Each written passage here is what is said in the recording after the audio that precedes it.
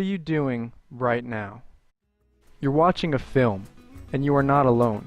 People all around the world watch films, documentaries, comedies, dramas. Each tells a different story, but every film has the power to capture a part of the culture it comes from. Cuban film is no exception, and it offers us a rare glimpse into a culture that most of us will never experience. Ever since the Cuban Revolution, Cuban film has evolved from a reflection of government ideals into a means of expression for the Cuban people. The year is 1959. Fidel Castro begins his reign over Cuba.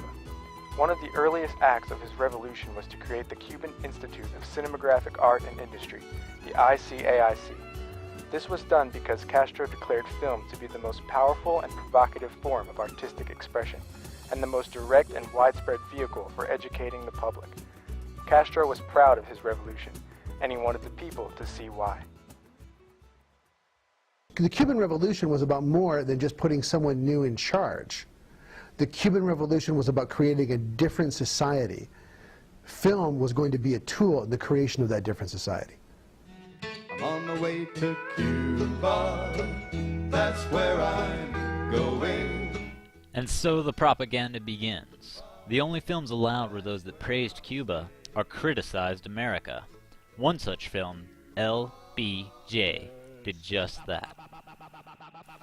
The propaganda films of the 1960s showed the civil unrest in America and glorified Cuba's civil equality. Another popular theme was the revolution, which was exaggerated on the silver screen. Film was the medium the government used to spread his voice across Cuba. You could use cinema as a form of propaganda, then you're all set. If you use cinema as a form of propaganda, you could convince people to embrace the communist cause. However, in the 1970s and early 1980s, other voices started to speak up, bringing in a new era of film. Satirical films were now being made, hoping to influence change. The ICAIC claimed to give directors freedom of artistic expression, but still monitored content. To a director, there is no distinction between content and expression. As such, some films would never see their own premiere, and some directors were even banished from Cuba. They were seen as lacking a political message and considered dangerous to Castro's regime. Monte Rouge was one of these satires. Made with a $500 budget and a borrowed camera, this film was about government agents coming to a man's house and installing microphones to spy on his anti-government conversation.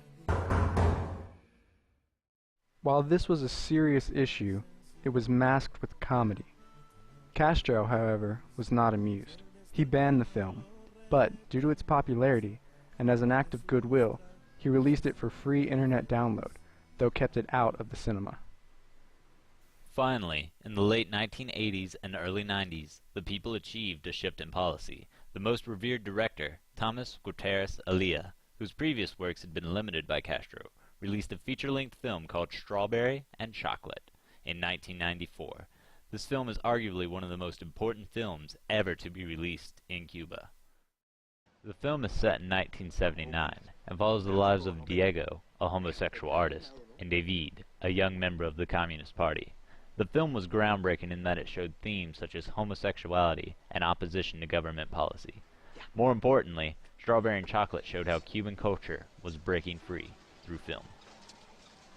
This shift is a reality, and doesn't require a deep analysis to see. We showed these three important films to our peers and our professors, and their observations were not unlike our own.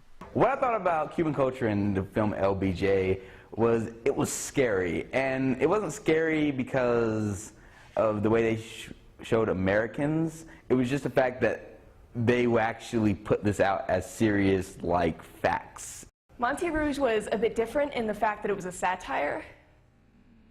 It showed what the government was doing, coming into the houses, putting in cameras, and it showed how much opposition the homeowner had to that and how he felt about it personally. I think Strawberry and Chocolate is very significant to the Cuban people because it asked the Cuban people to look at Cuban society differently. Cubans, even though they live in a dictatorship where the parameters of acceptable discourse are narrow, Cubans know that things need to change in Cuba. They're critical of the regime.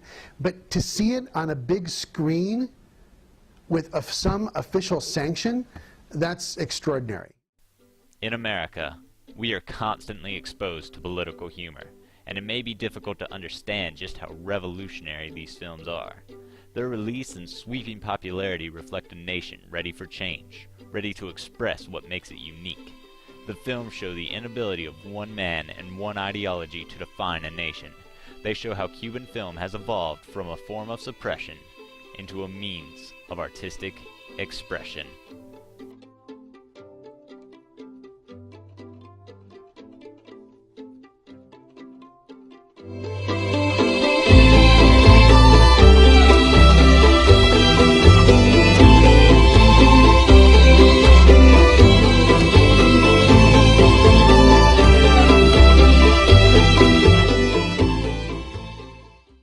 If I had one wish, it'd be for Cuba to change, because I think that all the Cubans are in pain. All the joy in the world, from sea to shining sea, doesn't mean a thing if Cubans aren't free. I just can't be very happy, that's certain, not as long as your Cubans are hurting. Oh, won't you search your soul and find a way to change your mind? That is my one and only wish. The main thing we learned in all this is that Castro sucks.